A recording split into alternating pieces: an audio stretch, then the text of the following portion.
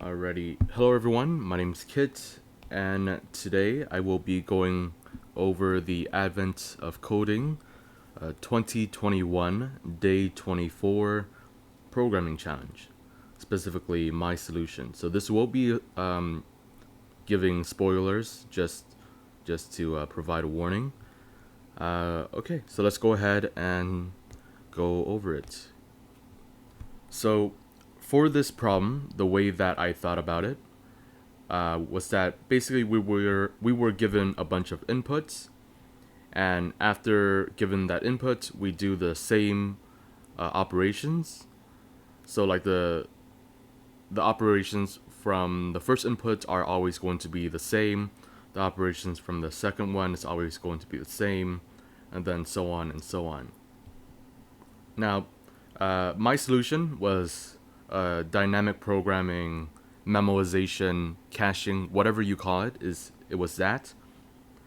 So one thing that I want you to notice is that there are many ways to get to the same ALU state, right? So in this example, notice that we have the first three numbers, so 1, 2, 3, 3, 4, 5, and 996. And notice that if all of them go to the same ALU state, that all of them can go to the same ALU state. All right. So that was the first thing that I kind of noticed. And then the next thing that you should notice is that, okay, so once we're at the state, we can basically explore all the numbers afterwards.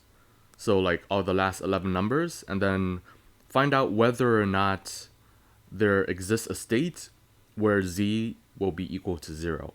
So basically, we can cache that we've already searched the state at this specific index, so like number 3. So there should be like an index here as well, so IDX 3. So if we've already searched it, then we don't really need to search it again.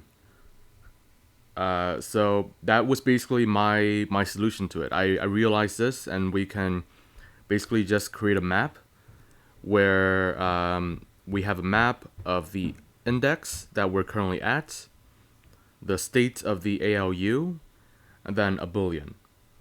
So the boolean states like if it's true, then that means that we cannot arrive at z equals 0.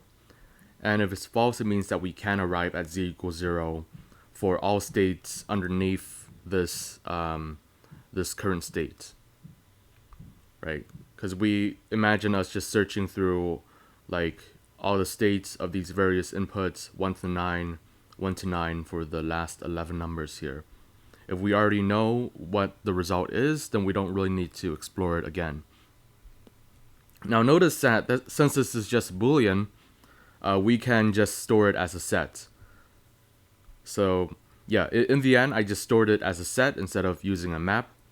And you can call this set like already searched states, basically. So if it's inside of the set, then that means that we've already searched it, and we already know that we cannot arrive at an ALU state where z equals 0.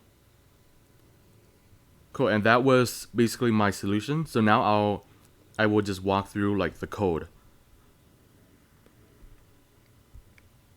Okay, so the first part is basically just creating this creating a list of all these different operations at the different indexes.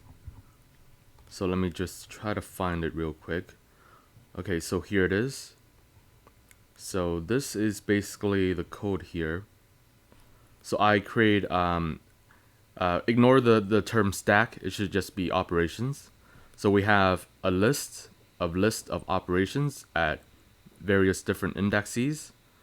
So I just iterate through all the operations from the given puzzle input. And then if it's an input type input, I mean an input type operation, then that means that we have our list of operations. So then we can clear the current list of operations and then continue on to creating the next list of operations.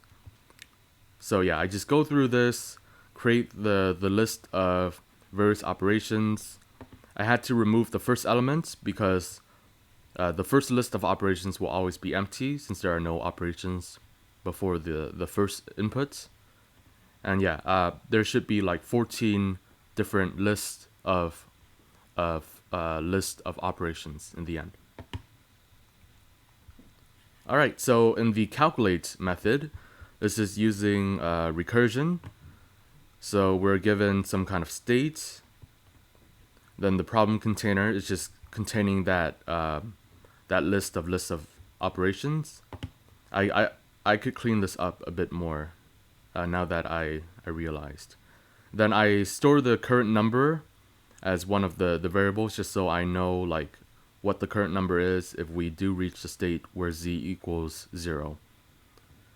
And then here you can see that I throw an exception where z equals 0 because if we already found it, then we don't really need to continue. So there are two parts to this problem. The first one is finding the maximum number. So for that, what you want to do is just search from 9 to 1 instead of 1 to 9, so that you will reach the largest number first.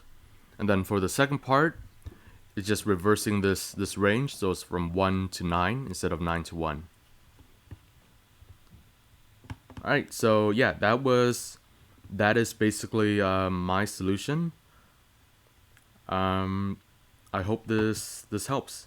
Thanks for watching. Goodbye.